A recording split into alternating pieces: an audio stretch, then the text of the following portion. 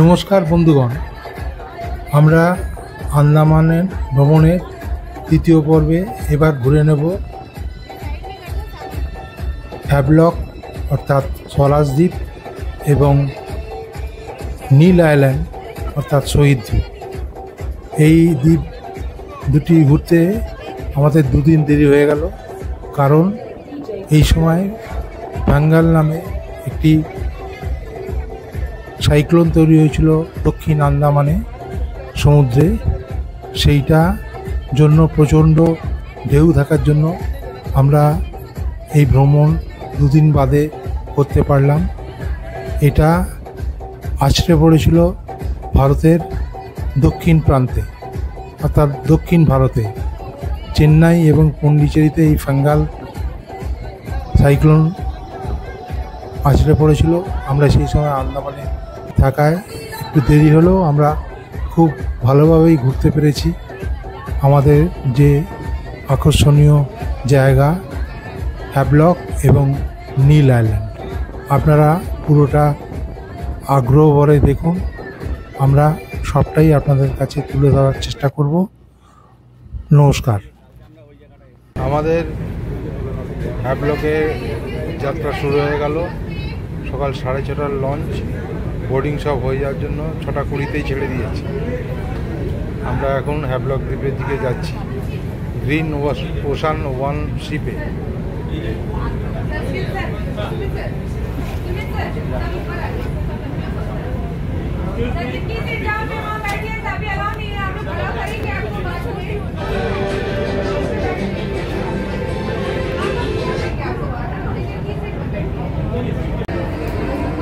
আজকে ওয়েদার খারাপের জন্য রোলিং ভালো আছে, যার ফলে শিপ খুবই দুলছে এবং যে জলের ঝাঁকটাও দেখা যাচ্ছে।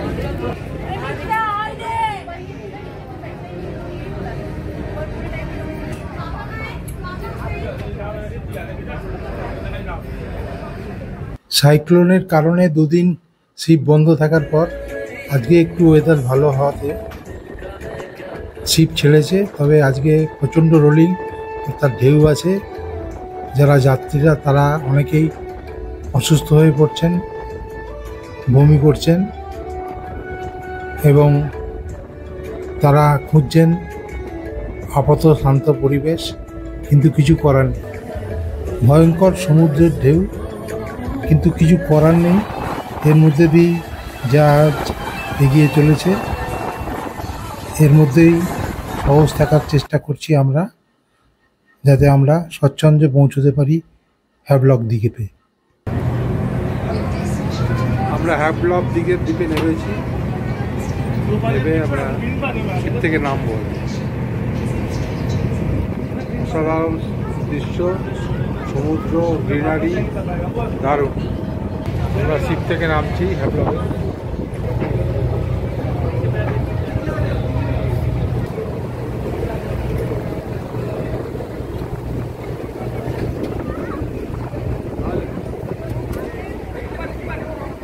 আমাদের শিপ এইখান থেকে নামলাম গ্রিন ওশান 1।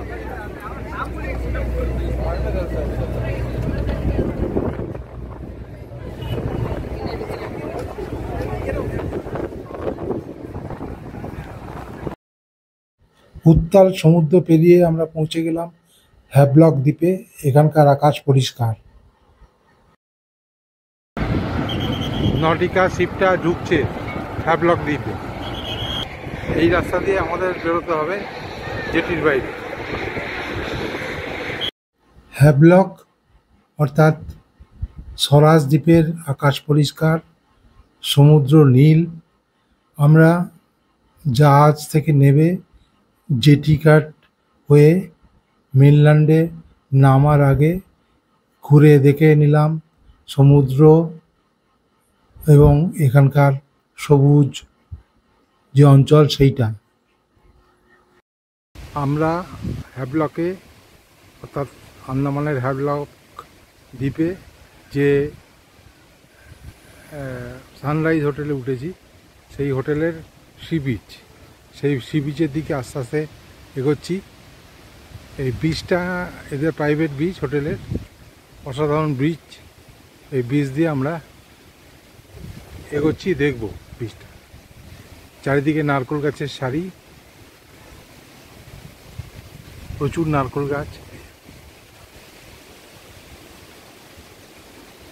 এইখানে বসার জায়গা, আর সব ওই সামনের দিকে অনেক রুম আছে, সেই রুমে থাকার ব্যবস্থা।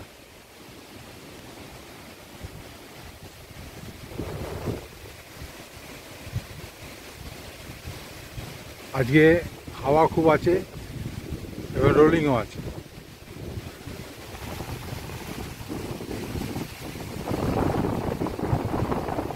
হ্যাভলকের বিচ, এটা হচ্ছে হোটেলের প্রাইভেট বিচ।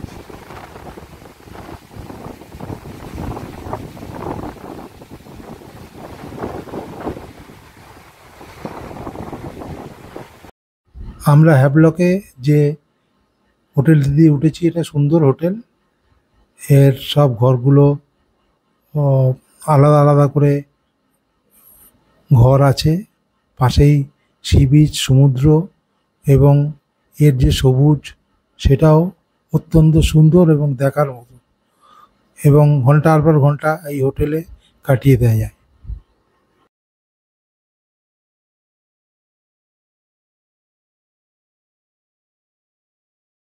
আন্দামানের হ্যাভলক বিচের কালাপাত্তার বিচের দিকে যাচ্ছি।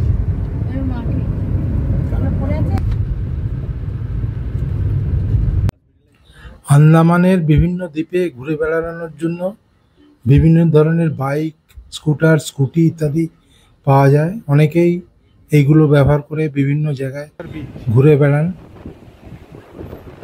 এবং আমরা এখন যে বিচে আছি, কালাপাত্তার বিচ, আজকের আকাশ পরিষ্কার এবং রৌদ্র অসাধারণভাবে ঝলমল করছে। আমরা বিচটাও দেখছি, সমুদ্রও দেখছি, নীল সমুদ্র, অসাধারণ অসাধারণ। এই কালাপাত্তার বিচটি একটি অসাধারণ বিচ হ্যাভলক আইল্যান্ডে। ঘুরে ঘুরে যদি দেখানো যায়, সুন্দর প্রাকৃতিক পরিবেশ এবং সমুদ্রের জল পান্না সবুজ। এবং এই যে সামনে যে পাথরটা দেখাচ্ছি, এই পাথর এর জন্যই এটার নাম হয়েছে কালাপাত্তার বিচ। এই যে কয়েকটি পাথর আছে এদিকে, এইটার জন্যই নাম হয়েছে কালাপাত্তার। ওদিকে আরও অনেক বেশ কিছু পাথর আছে। এছাড়া এই বিচটা পুরোপুরি সুন্দর বিচ, এবং আর প্রায় সব জায়গাতেই এখানে সুইম করা যায় বা স্নান করা যায়। আন্দামানের হ্যাভলকে আইল্যান্ডে কালাপাত্তার বিচ।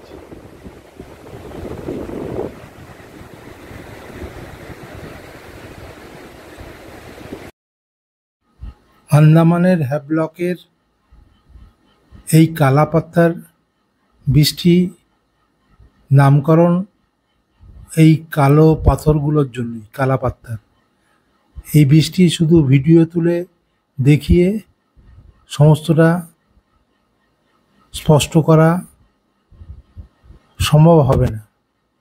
তাই আমরা যে বিভিন্ন স্থির চিত্র তুলেছিলাম, সেগুলো এখানে পরপর আসছে।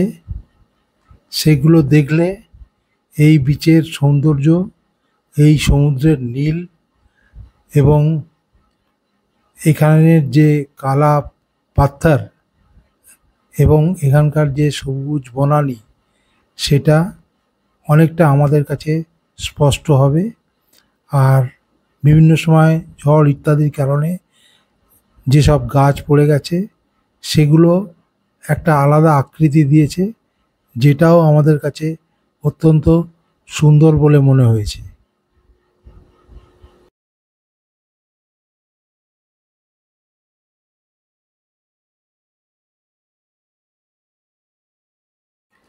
কালাপাত্তারের পর আমরা দেখে নেব রাধানগর বিচ।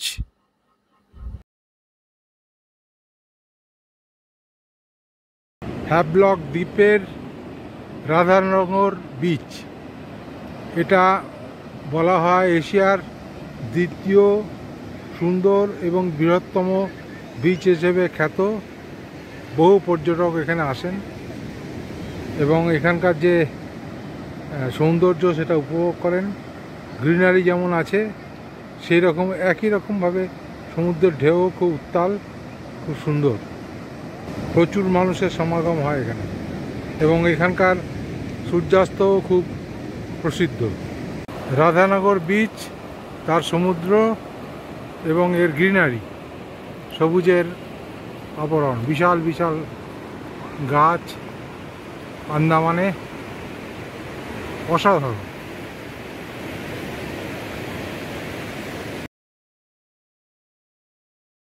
আন্দামানের হ্যাভলকের রাধানগর বিচ দেখতে দেখতে রাধানগর বিচে অনেকক্ষণ সময় কাটিয়ে ফেললাম। দুপুরের প্রচণ্ড রোদ্দুর,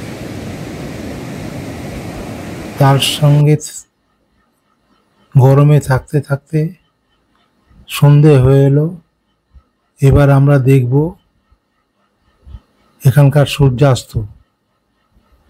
সেই সূর্যাস্ত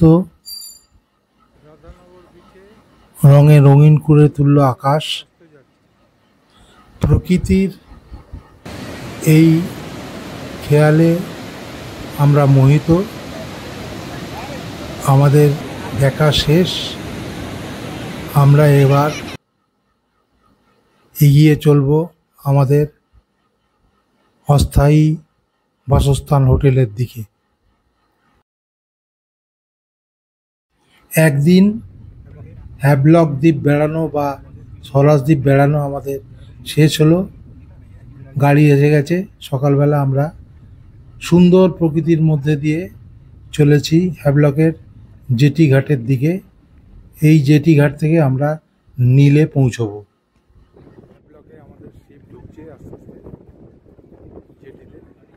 আমরা হ্যাভলকের জেটি ঘাটে পৌঁছে গেছি। আমাদের শিপ গ্রিন ওশান 1 জেটি ঘাটে ঢুকছে। এই শিপে আমরা উঠে নীল দ্বীপে যাব।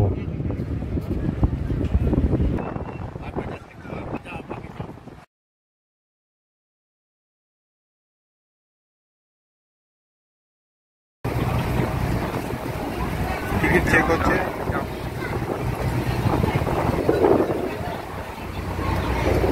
টিকিট চেক হয়ে এবার আস্তে আস্তে আমরা ভেতর দিকে যাচ্ছি, নিচে।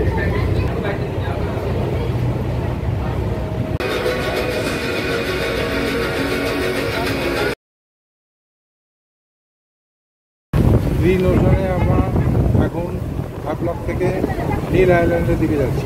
গ্রিন ওশানে আমরা হ্যাভলক থেকে নীল আইল্যান্ডের দিকে যাচ্ছি।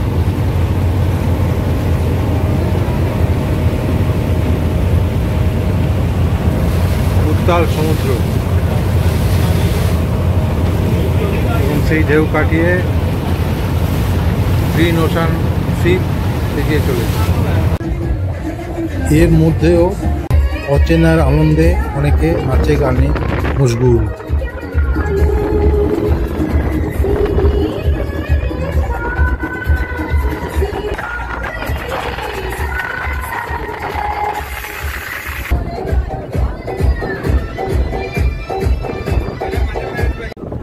নীল আইল্যান্ড, আন্দামানের নীল আইল্যান্ড।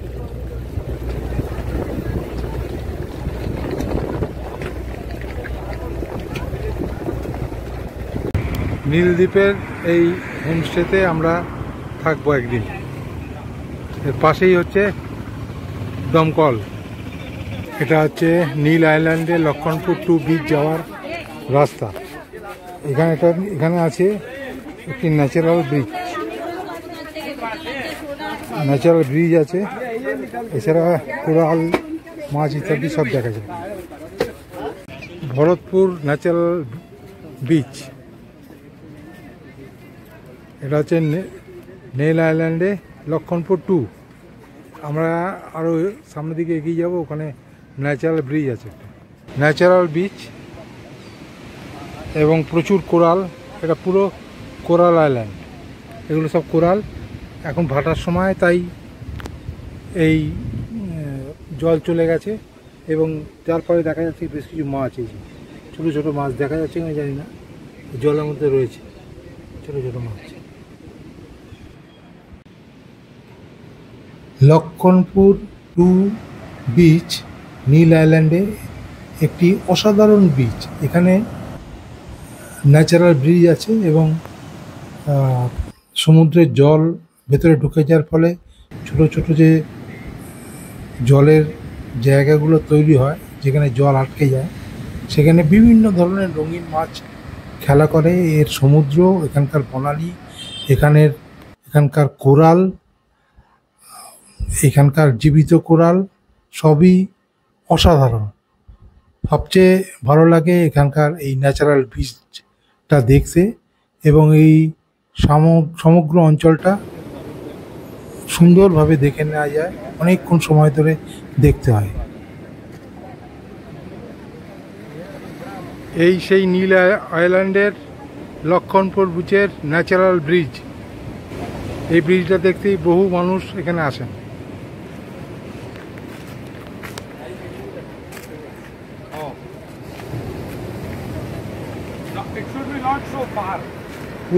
পুরো এলাকাটাই কোরাল এরিয়া এবং প্রচুর মাছ এখানে আসে। এই সেই ন্যাচারাল ব্রিজ লক্ষণপুর টু বিচে, ন্যাচারাল বিচ একদম কাছ থেকে।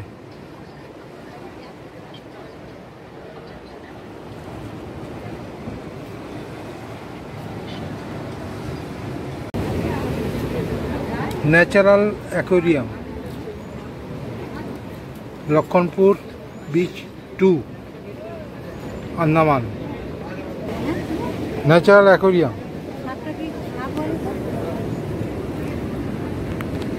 বিভিন্ন রঙিন মাছ দেখতে দেখতে দেখা পেয়ে গেলাম একটি সাপে, সে মাছ খাচ্ছে।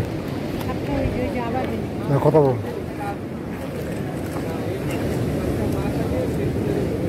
এরকম মাছ ধরল একটা।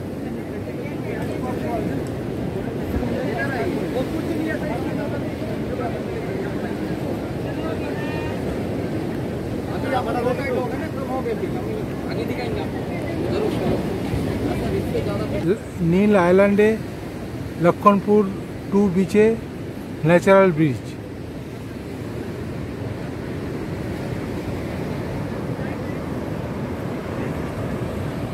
কোরাল রিফ, তাই এদিকে কোরাল। এই প্রথম ন্যাচারাল বিচ দেখার পর একটু এগিয়ে গেলে এবড়ো খেবড়ো পথে দ্বিতীয় ন্যাচারাল বিচ দেখা যায়, সেটা দেখতে আরও এগিয়ে চললাম এবং প্রকৃতিকে দেখতে দেখতে ন্যাচারাল বিচে চলে এলাম দেখতে। লক্ষণপুর সেকেন্ড ন্যাচারাল ব্রিজ, এটা নীল আইল্যান্ডের কাছাকাছি একটি বিচ। সেই বিচে এই লক্ষণপুর ন্যাচারাল ব্রিজ, এটা সেকেন্ড ব্রিজ।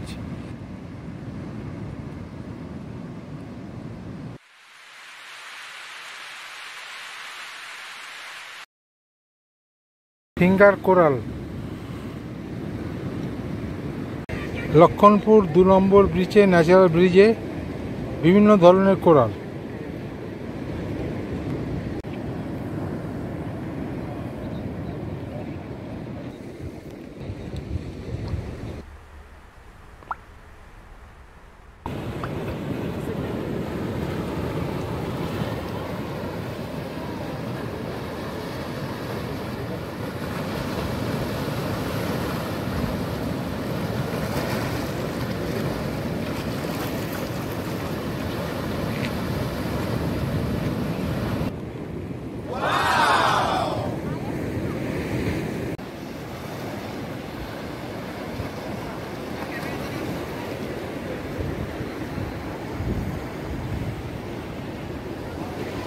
শহীদ দ্বীপে আমরা ন্যাচারাল বিচ দেখে এখানে লাঞ্চ করে চলে আসছি লক্ষণপুর 2 বিচে।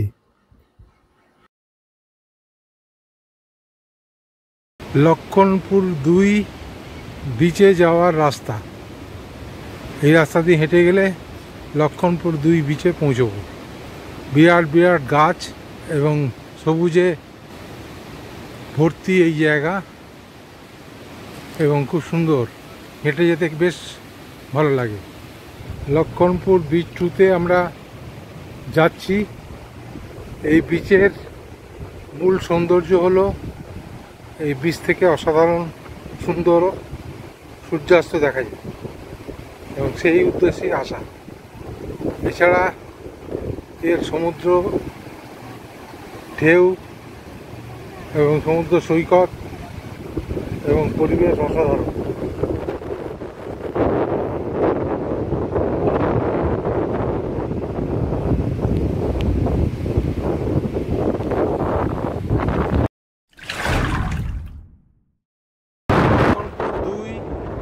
একটি অসাধারণ সুন্দর বিচ আন্দামানের নীল দ্বীপে।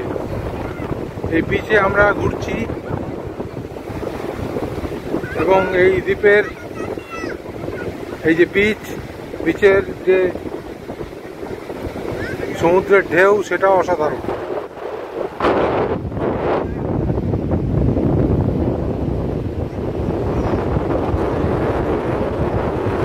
বিচের এপাশে গ্রিনারি বা সবুজ, সেটাও দারুণ। এখানে অসাধারণ সূর্যাস্ত দেখা যায়, যেটা আমরা পরে দেখব।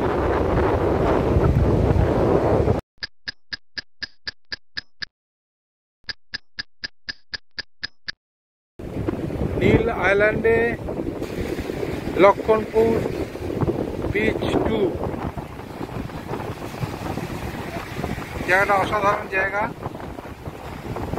প্রচুর ঢেউ সমুদ্রের, নীল পান্না সবুজ জল, দূরে দেখা যাচ্ছে জাহাজ যাচ্ছে পোর্ট ব্লেয়ারের দিকে।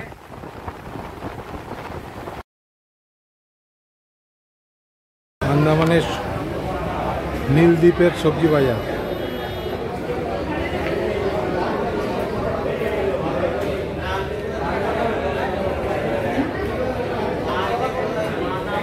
বেশিরভাগ বাঙালিরাই এই সবজি বাজারে বিক্রেতা। নীলদ্বীপে বাজারের পাশেই এই রাধাকৃষ্ণের মন্দিরে ঘুরে এলাম, প্রণাম জানালাম বিবেকানন্দের মূর্তিতে। আমরা ভরতপুর বিচে আসছি। এখানে আমরা স্কুবা ডাইভিং এবং গ্লাস বোট ইত্যাদি করতে পারবো। ঢুকছি আমরা।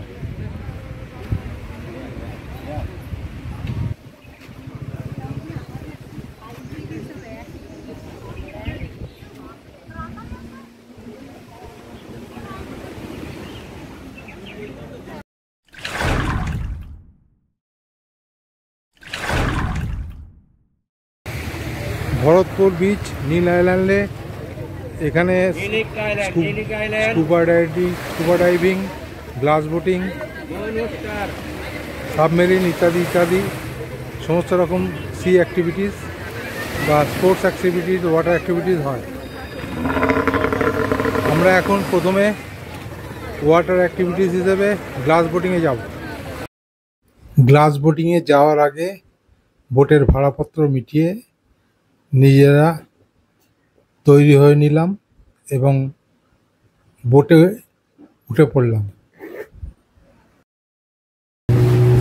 আমরা এখন গ্লাস বোটে চলেছি সমুদ্রে দিয়ে। আমাদের গ্লাস বোট, যেখানে গিয়ে কোরাল ইত্যাদি দেখা যাবে। এখন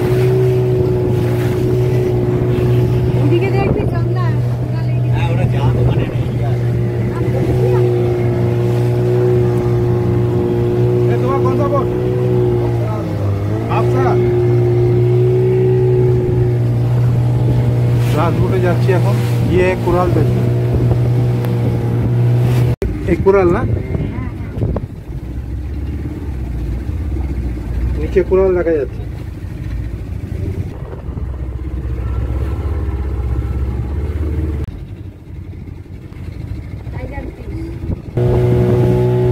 গ্লাস বোটে আমরা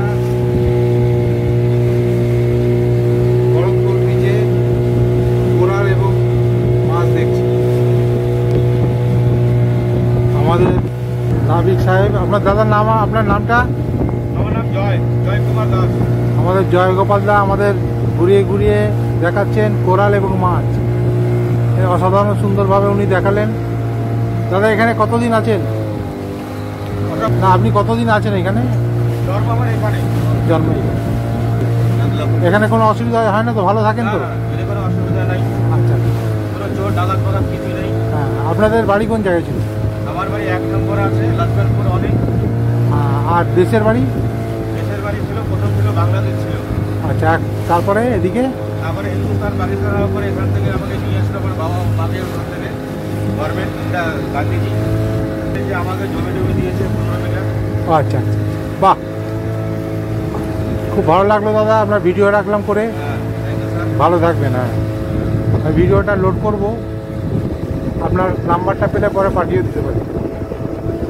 আপনার ফোন নাম্বারটা একটু বলুন না স্যার। হ্যাঁ, ফোন নাম্বারটা বলুন।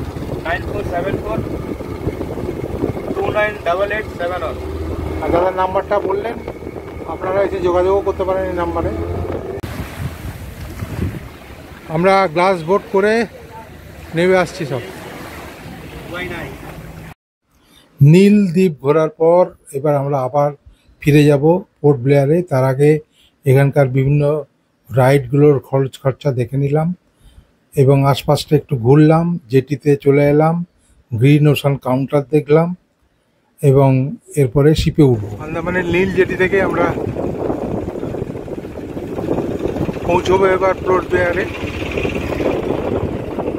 আমাদের যাওয়া হচ্ছে গ্রিন ওশান, সেই দিকেই যাচ্ছি জেটি থেকে। নীলের কাছাকাছি দেখে নিচ্ছি। এখানে জেট স্কি হচ্ছে এবং ওয়াটার স্পোর্টস এখানে হয়।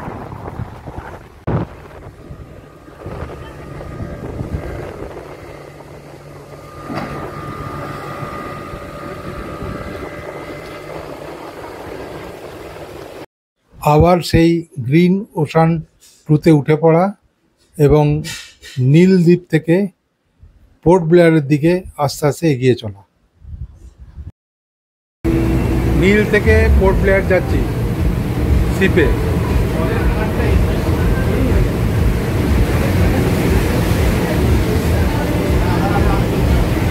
খুব রোলিং আছে আজকে, জলের ঢেউটা থেকে বয়ে যাচ্ছে।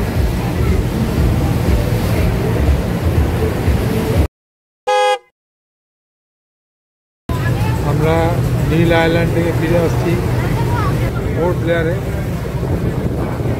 দূরে পোর্ট ব্লেয়ারের জেটি দেখা যাচ্ছে।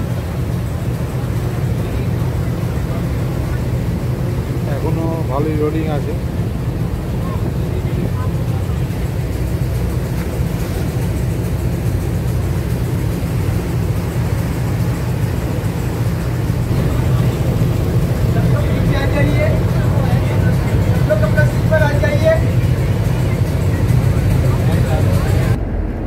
আমরা আন্দামানের পোর্ট ব্লেয়ারে এসে ওখান থেকে আজকে চিড়িয়া টাপু যাচ্ছি।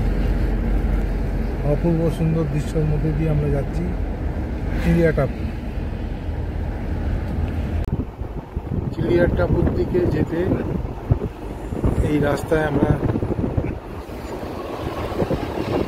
যাচ্ছি। সমুদ্র, গ্রিনারি সব দেখতে দেখতে চলেছি। চিড়িয়া টাপুর যাওয়ার রাস্তা, এঁকে বেঁকে এই রাস্তা চলেছে চিড়িয়া টাপুর দিকে। প্রচুর সবুজ চারিদিকে এবং উঁচু উঁচু বড় বড় গাছ। রাস্তাও খুব ভালো, তবে পাহাড়ির বাঁক ভর্তি এই রাস্তা। এত গাছ যে এক এক জায়গায় পুরো অন্ধকার মনে হয়। দিনের আলো প্রায় ঢোকে না।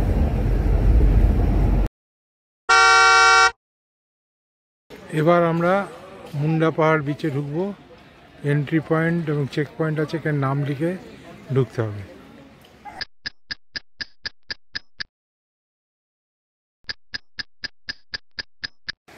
আন্দামানের পোর্ট ব্লেয়ারের কাছে চিড়িয়া টাপু। সমুদ্র সুন্দর, পাহাড় সবুজ সবই আছে এখানে।